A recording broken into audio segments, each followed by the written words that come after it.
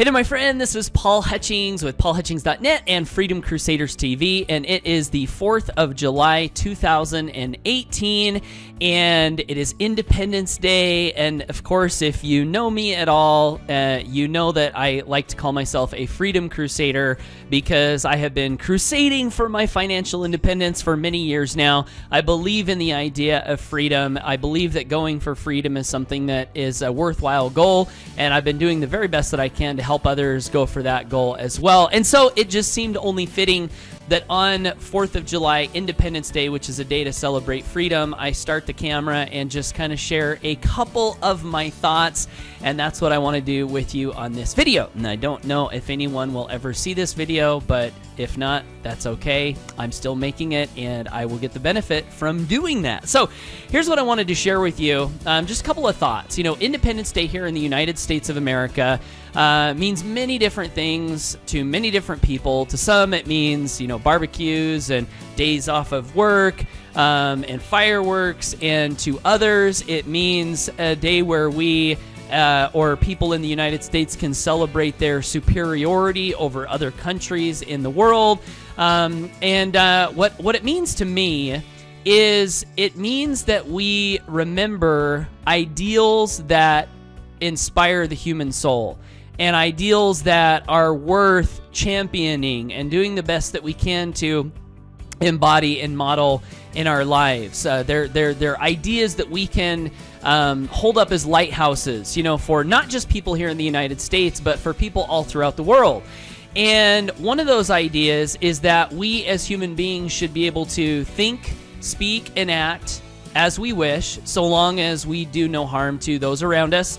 I remember a quote from a high school history book that said, "My freedom to swing my fist ends where the other man's nose begins." And I love that quote because it's a reminder that freedom is not anarchy. Freedom doesn't mean that we can do whatever we want, whenever we want. We can treat people however we want to treat them. No, it means that we can think what we want to think, we can say what we want to say, and we can do what we want to do, so long as those three categories of things do not harm those around us. And so I love that idea. That's one of the ideals that I think is a lighthouse to the human soul, and not just to people in the United States, but to people all throughout the world. I like the ideal that was given to us in the Declaration of Independence that says all men are created equal and endowed by their Creator with certain inalienable rights. I love that ideal. I love the idea that we as brothers and sisters in humanity, not just brothers and sisters in the United States, but brothers and sisters in humanity, all came from someplace. Like Grove Patterson said, we came from someplace and we're going someplace. The architect of the universe didn't build a stairwell leading to nowhere. And I love that ideal that if we all came from someplace great, then we all are born with certain rights that should be respected and defended, right? All throughout the world. I really love that ideal. And then the last ideal is that we can learn, work, and produce and enjoy the fruits of our labors. I think that's a core fundamental idea of freedom and capitalism, you know, so to speak, not crony capitalism, but capitalism. This idea that if I wake up in the morning and I work on myself, and I work on serving the people around me, and I produce results from that, that I should be able to enjoy the results of that production. I think that's an ideal worth celebrating because at its core, it represents the ability to think, speak, and do as I wish, right? So long as I don't harm people, right? And I believe that ideal should be protected. And so the last couple of thoughts that I wanted to share with you today is something that really inspires me when I think about, hit my chair and just kind of went down. It's something that really inspires me when I think about Independence Day. You know, there were a lot of characters that went into creating the Declaration of Independence, signing it, and then supporting this declaration of some of these ideals in the form of the United States government when they separated from Britain.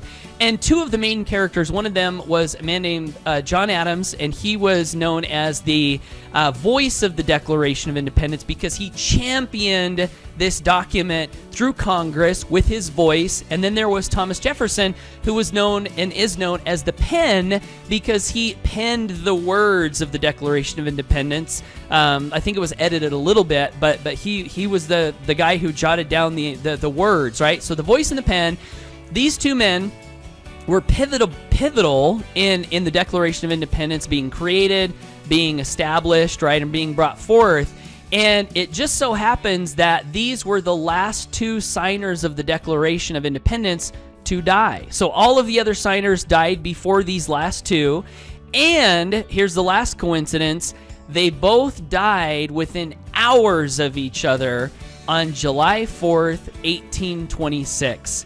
Which to me makes me wonder, right? Was this a design of Providence? Was this sort of like a little universe wink, a signature of God saying, hey, some of these ideals that were laid down, some of these ideals that can serve as lighthouses for not just the United States, but for all of humanity, you've got my signature, and here's just a little sign. I don't know, I posed a question to you. What do you think on that? But some of their last words that I wanted to share with you, these are some words that Thomas Jefferson penned as he was invited to attend a Independence Day celebration on the day of the day that he died. He found himself too feeble and advanced in age to be able to attend, but he jotted down some words, and I want to read these to you. He said, "May it be to the world what I believe it will be, to some parts sooner, to others later, but finally to all. The signal of arousing men to burst the chains under which monkish ignorance and superstition had persuaded them to bind themselves, and to assume the blessings and security of self-government. All eyes are opened or are opening to the rights of man. The general spread of the light of science has already laid open to every view the palpable truth that the mass of mankind has not been born with saddles on their backs, nor a favored few booted and spurred, ready to ride them legitimately by the grace of God. These are grounds of hope for others, for ourselves. Let the annual return to this day forever refresh our recollection of these rights and an undiminished devotion to them."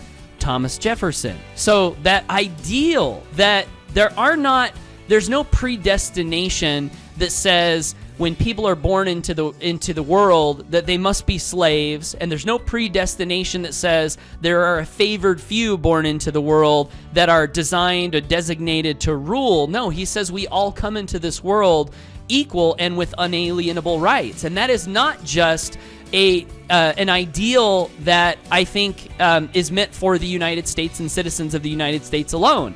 I believe that ideal is worth championing all throughout the world, right? And then the last one from John Adams, he was asked to give some words for this final 4th of July, and he said, "Independence forever." And when he was asked, "Is there anything else you would like to add?" he said, "Not a word." Independence forever. And so I love these men, their ideals. A lot of times, or sometimes you'll hear criticism of some of the founding fathers. They talked about everyone being equal, but of course slavery was present on the earth, and even some of these founders, Thomas Jefferson, I believe, had slaves, and that I believe that that's true. But that doesn't diminish what they did, and it doesn't diminish the ideals that they established.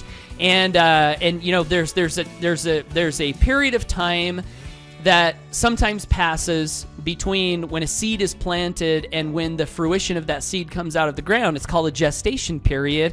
And I think that is true for some of the great ideas that have been born all throughout the history of humanity.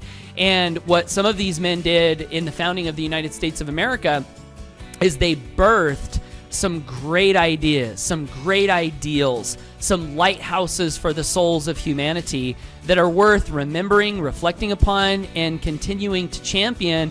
And it doesn't mean that when those ideas were birthed that the fruit came out and it was done, right? What they did is they planted the seeds. They cultivated the ground. They planted the seeds. They started the harvesting process.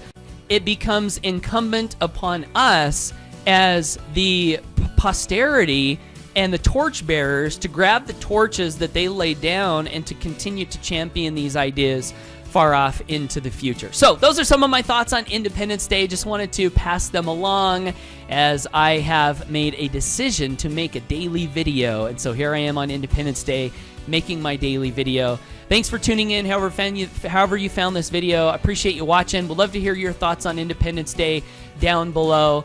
And whatever you do, always go for your dreams. If you would like to get more information from me, I blog over at paulhutchings.net on all things freedom. I have a vision to help myself and others build lives of financial freedom through principle-centered leadership. And so the daily blog posts that I send out, the audios that I send out, the videos that I send out are all created with this ideal in mind. And if that resonates with you, head on over to paulhutchings.net and subscribe to my email newsletter, and you might find some value in that. So that's it. Thanks for watching. Enjoy your 4th of July. Have an awesome day. Take care, and bye for now.